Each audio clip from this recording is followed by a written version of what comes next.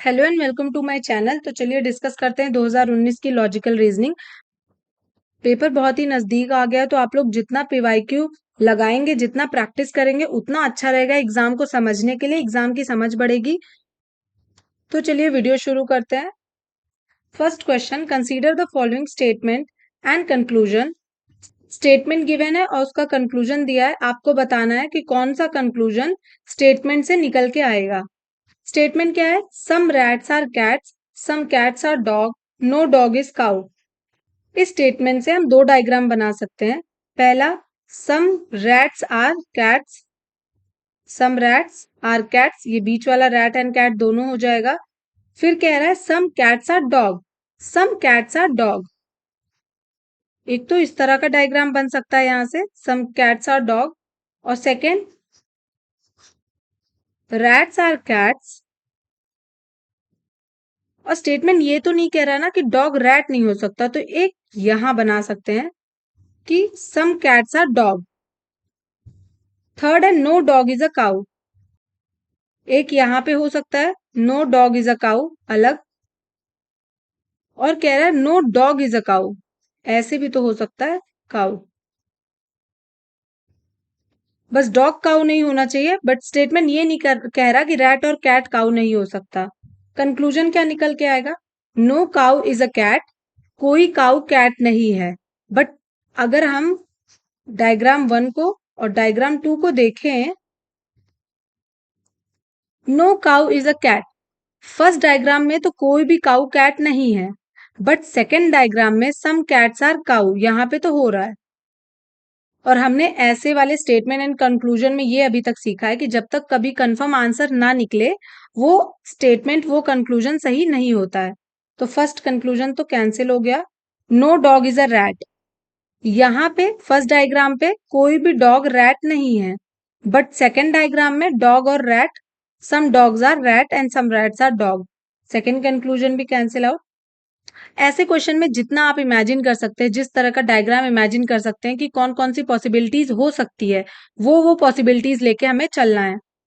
Third conclusion क्या है? Some cats are rat, तो फर्स्ट ऑप्शन में some cats are rat, second option में भी है सम कैट्स आर रैट, तो इसमें कौन सा कंक्लूजन सही होगा? Option C, only third. Next, in a conference out of total 100 participants, 70 are Indian. If 60 of total participants are vegetarian, then which of the following statement is are correct? 100 participant है, उसमें से 70 Indian है और 60 जो है वो vegetarian है। अब यहाँ पे दो स्टेटमेंट दी हुई है, बताना है कौन सा करेक्ट होगा। At least 30 Indian participant are vegetarian, कह रहा है कम से कम 30 तो इंडियन वेजिटेरियन होने चाहिए, इंडियन भी होने चाहिए और वेजिटेरियन भी। Second, at least 10 Indian participant are non vegetarian, Indian भी होने चाहिए और नॉन वेजिटेरियन भी। टोटल कितने पार्टिसिपेंट है? 100, 70 इंडियंस है, 30 नॉन इंडियन हो गए या फॉरेनर हो गए। अब कह रहा है टोटल में से 60 पार्टिसिपेंट वेजिटेरियन है,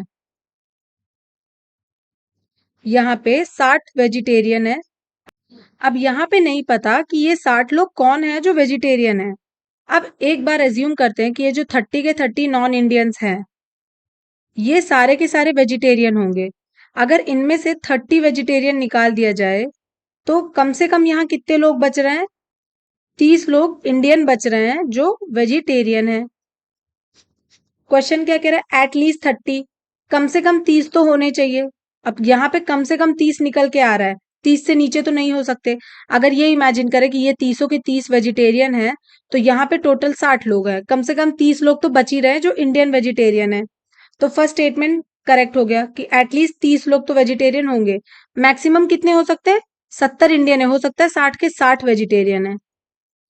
मैक्सिमम कितने हो सकते हैं? 60 के 60 वेजिटेरियन हो, इधर सारे नॉन वेजिटेरियन हो, ये जो नॉन इंडियन है सारे नॉन वेजिटेरियन हो, और इधर 60 के 60 वेजिटेरियन हो। तो फर्स्ट स्टेटमेंट सही हो गया। सेकंड क्या था? कम से कम 10 इंडियन नॉन वेजिटेरियन होने चाहिए। अगर मैक्सिमम 60 के 60 वेजिटेरियन हो गए, तो मिनिमम यहाँ कितने इंडियन बचे? 10 इंडियन बचे जो नॉन वेजिटेरियन हो सकते हैं। तो कम से कम 10 ऐसे होंगे जो नॉन वेजिटेरियन होंगे, तो सेकेंड स्टेटमेंट भी सही हो जाएगा। ऑप्शन क्या सही होगा? सी, both 1 and 2। Next, in a school, 60% students play cricket. A student who does not play cricket plays football. Every football player has got two-wheeler. Which of the following conclusion cannot be drawn from the above data? यहाँ जो data दिया हुआ है उससे कौन सा conclusion नहीं निकल के आएगा, हमें करेक्ट नहीं बताना, कौन सा नहीं निकल के आएगा वो बताना है। क्वेश्चन में क्या कह रहा है? 100% बच्चे हैं, उसमें से 60% क्या खेल रहे हैं? क्रिकेट खेल रहे हैं, एंड 40% फुटबॉल खेल रहे हैं। और जितने लोग फुटबॉल खेल रहे हैं सबके पास टू व्हीलर है।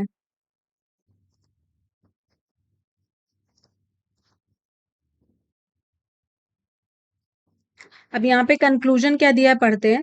60% of student do not have two wheeler. 60% बच्चों के पास टू व्हीलर नहीं है। अब यहां से ये कंफर्म नहीं पता कर सकते कि 60% के पास टू व्हीलर नहीं है, क्योंकि यहाँ पे क्वेश्चन में सिर्फ ये कहा है कि फुटबॉल वालों के पास तो पक्का टू व्हीलर है, they have two wheeler. But ऐसा नहीं बताया गया कि क्रिकेट वालों के पास किसी के पास टू व्हीलर नहीं है। इतना बताया गया कि फुटबॉल, जितने भी फुटबॉल प्लेयर है उनके पास टू व्हीलर है, बट ये कंफर्म नहीं है कि जो फुटबॉल नहीं खेलते उनके पास टू व्हीलर है कि नहीं है। तो यहाँ पे डाटा इनसफिशियंट है। No cricketer has a two wheeler. एक भी बार इस क्वेश्चन में ये नहीं कहा गया कि किसी क्रिकेटर के पास टू व्हीलर नहीं है, तो ये भी डेटा इनसफिशियंट दिया हुआ है।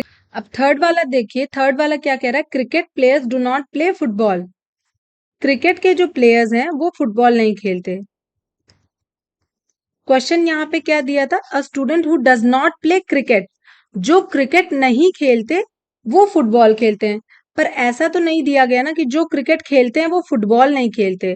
यहाँ पे ये होगा कि जो बच्चे क्रिकेट नहीं खेलते, जो क्रिकेट नहीं खेलते वो फुटबॉल खेलते हैं, बट जो क्रिकेट खेलते हैं वो भी फुटबॉल खेल सकते हैं।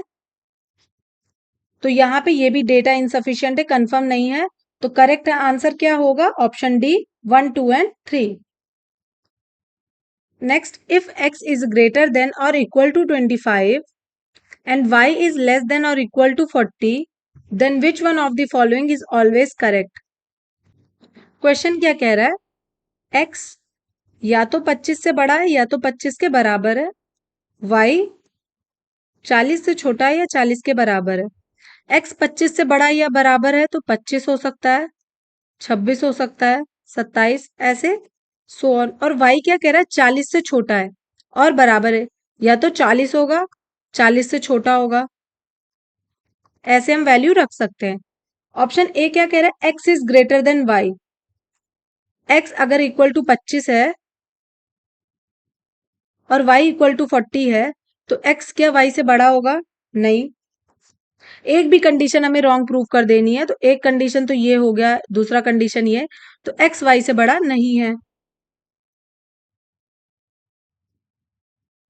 Second, y minus x is greater than 15। y minus x is greater than 15, तो ये कभी ग्रेटर देन 15 नहीं होगा। मैक्सिमम क्या हो सकता है? इज इक्वल टू 15 होगा। जब भी इसका सब्सट्रैक्शन करेंगे ये लेस देन 15 ही आएगा। तो सेकेंड ऑप्शन भी कैंसिल आउट। ऑप्शन हमारा सी सही होगा। y minus x is less than और इक्वल टू 15। या तो 15 से कम होगा, लेस देन होगा, या तो 15 के बराबर होगा। Next question, a wall clock moves 10 minutes fast in every 24 hours. The clock was set right to show the correct time at 8 a.m. on Monday. When the clock shows the time 6 p.m. on Wednesday, what is the correct time?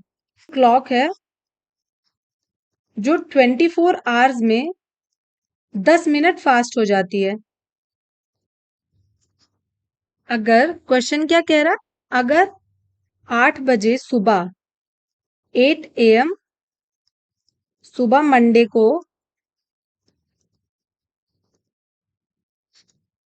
घड़ी ने correct time दिखाया था 8 बजे, तो शाम को Wednesday को जब 6 बज रहा होगा तो उस वक्त करेक्ट टाइम क्या होगा, क्योंकि हर 24 घंटे में 10 मिनट फास्ट हो जाती है।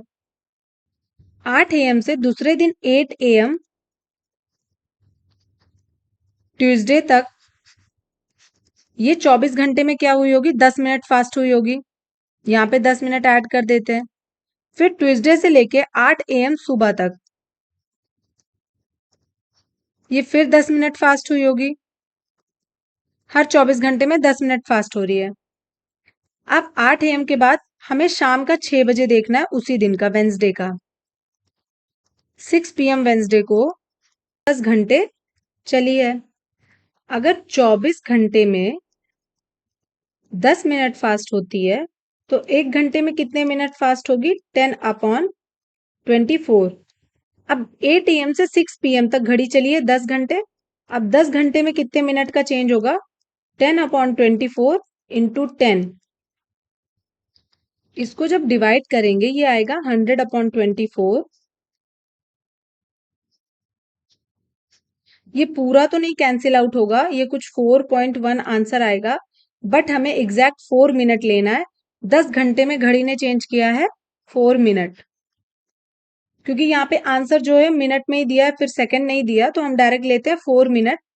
एग्जैक्ट 4 मिनट तो नहीं चेंज करेगा, थोड़ा सा आगे जाएगा सेकंड में, बट यहाँ 4 ही मिनट लेंगे। तो घड़ी ने 10 घंटे में कितना चेंज किया, कितना फास्ट हुई है घड़ी, 4 मिनट फास्ट हुई है। टोटल कितना मिनट फास्ट हुई है, 24 मिनट। 6 बज रहा था शाम को, 6 बजे में से 24 मिनट माइनस करेंगे तो अब बज रहा होगा 5:36। तो आंसर क्या होगा, 5:36 PM। Next, consider the following sequence that follows some arrangement. C-ACC, AA-BC-B. The letter that appear in the gaps are. इसमें हम अभी तक क्या कर रहे हैं, सीक्वेंस देख लेते हैं, फिर उसको जिस सीक्वेंस में डिवाइड हो रहा उसमें डिवाइड कर लेते हैं, फिर इसे सॉल्व कर लेते हैं। इसको 5 के पार्ट में डिवाइड करेंगे, 1 2 3 4 5, 1 2 3 4 5 एंड 1 2 3 4 5। 3 पार्ट में ये डिवाइड हो गया। यहां से कुछ सीक्वेंस पता चल रहा है, C-ACC, AA-AA-B, C-B। यहाँ पे CCACC, AABAA, यहाँ पे BBCBB। तो हमें क्या मिला, AABAA, BBCBB, CCACC। तो ऑप्शन क्या सही होगा, option B, CBB and B। Question is consider two statement S1 and S2 followed by a question. दो स्टेटमेंट दिए हैं और एक क्वेश्चन दिया है, हमें बताना है कि कौन सा करेक्ट है।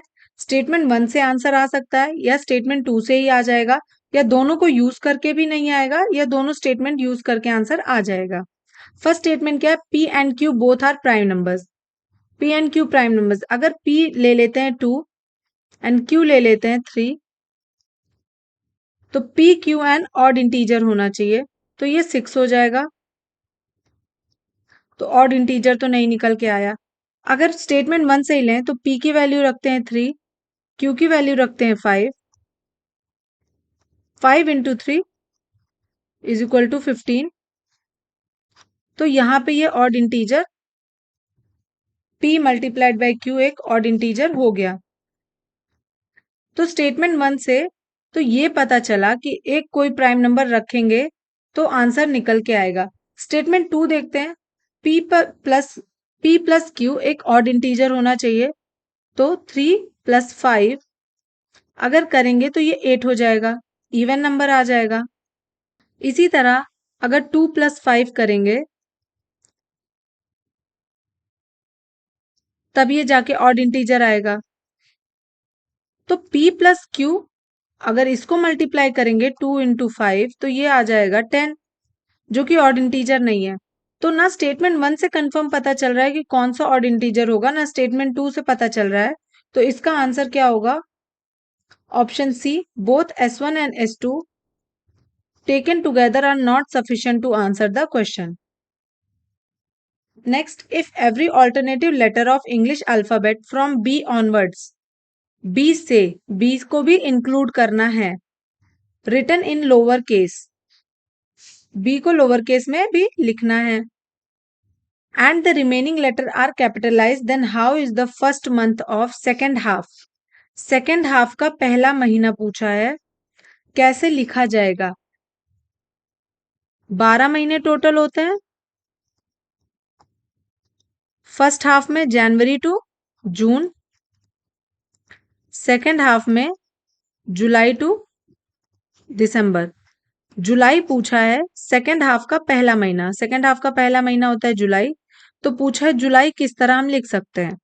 तो यहाँ पे पहले लिख लेते हैं लोअर केस में सारे लेटर्स, ए बी स्मॉल में, C capital, D E F G H I J के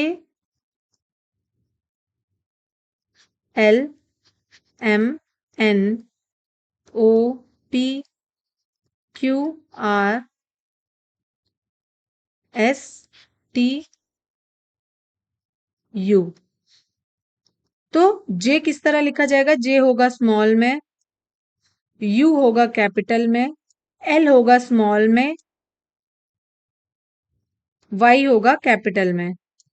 तो जुलाई कैसे लिख सकते हैं? J small, U capital, L small और वाई कैपिटल। तो ये किस ऑप्शन में हमें दिख रहा है? Option D. नेक्स्ट है, in the sequence 157357 4357 how many fives are there which are not immediately preceded by 3 but are immediately followed by 7? ऐसे कितने 5 है जिनके आगे 3 तो नहीं आ रहा बट जस्ट बाद 7 आना चाहिए? आगे जस्ट 3 नहीं आना चाहिए बट जस्ट बाद 7 होना चाहिए। तो एक तो ये कंडीशन है, 157 3 प्रोसीड नहीं कर रहा है लेकिन जस्ट फॉलो कर रहा है, ये वाला नहीं होगा क्योंकि इसके आगे 3 है और बाद में 7 है, तो ये कैंसिल आउट। यहां भी नहीं होगा, तो सिर्फ एक यही कंडीशन है जिसमें 5 के प्रोसीड पे 3 नहीं है और जस्ट फॉलो कर रहा है 7। ऑप्शन ए करेक्ट होगा। Next question is, a joint family consist of 7 members A B C D E F and G with 3 females. G is a widow and sister-in-law of D's father F. F की sister in law है जो D के father है। B and D are siblings. A is daughter of B. C is cousin of B who is E. तो यहाँ पे diagram बनाते हैं। C is cousin, लास्ट से देखते हैं, C is cousin of B. B के कजन C है, B और D सिबलिंग है, सिबलिंग है। A is daughter of B, A daughter है B की। उसके बाद F is father of D। अगर F D का फादर है तो वो B का भी फादर होगा। F और E आपस में मैरिड होंगे क्योंकि G विडो है और सिस्टर इन लॉ है। यहाँ पे ऑप्शन क्या दिए? Wife of F, E is wife of F, ये करेक्ट है। ग्रैंड मदर ऑफ A, ये करेक्ट है क्योंकि B की मदर हुई E, तो B की डॉटर है A, तो A ग्रैंड डॉटर हुई E की और E ग्रैंड मदर हुई A की। आंट ऑफ C, B का कजन C है तो E C की आंट हुई, तो ये भी करेक्ट होगा। ऑप्शन डी करेक्ट होगा। 1 2 and 3 all are correct. Next, how many triplet x, y, z satisfy the equation x plus y plus z is equal to 6 where x, y and z are natural numbers? तो यहाँ पे x plus y plus z is equal to 6 आना चाहिए और x, y, z natural number है। Natural number 1 to 9। एक बार X Y और जेड को 1 2 3 रखते हैं, 1 + 2 + 3, एक्स वाई जेड को 2 1 3, 2 + 1 + 3, एक्स वाई जेड 3 2 1। इसी तरह एक बार एक्स वाई जेड को 1 3 2 लिख सकते हैं, सेम आएगा 6 2 3 1 = 6, 3 1 2 = 6, 1 1 4 1 4 1 4 1 1। इन सबको प्लस करेंगे तो 6 आएगा और हर बार वैल्यू चेंज हो जाएगी। And lastly X Y Z को 2 2 एंड 2 लिख सकते हैं एक बार। तो टोटल कितने टाइम हो गए? Total 10 times X Y Z की वैल्यू रख के हम 6 लिख सकते हैं, तो ऑप्शन होगा D. If dollar means divided by, at the rate means multiplied by, hash means minus, then the value of 10 minus 5 multiplied by 1 divided by 5 is equal to, board मास लगाएंगे।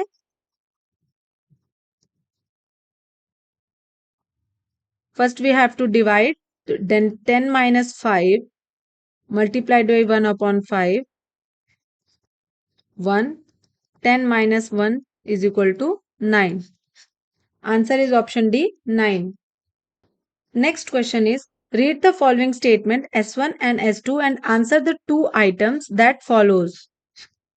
Statement 1, twice the weight of Sohan is less than weight of Mohan or that of Rohan. Sohan के wait का 2 गुना is less than Mohan or Rohan.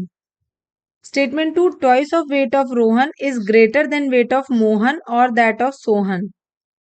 Rohan के wait का 2 गुना is greater than Mohan और Sohan. Which one of the following statement is correct? Correct statement पूछा है। Weight of Mohan is greatest, तो यहाँ पे किसका वेट क्या कितना होगा ये कंफर्म नहीं बता सकते क्योंकि डाटा सफिशिएंट नहीं है, तो ऑप्शन डी करेक्ट होगा, whose weight is greatest can not be determined. Next, which one of the following statement is correct, तो यहाँ पे लीस्ट पूछा है, तो लीस्ट ऑप्शन बी, सोहन का वेट सबसे लीस्ट होगा क्योंकि यहाँ सोहन का 2 गुना मोहन एंड रोहन है एंड रोहन का 2 गुना मोहन एंड सोहन है, तो सोहन सबसे लीस्ट है वेट में, तो ऑप्शन बी करेक्ट होगा। Please do like share and subscribe. Thank you for watching my videos.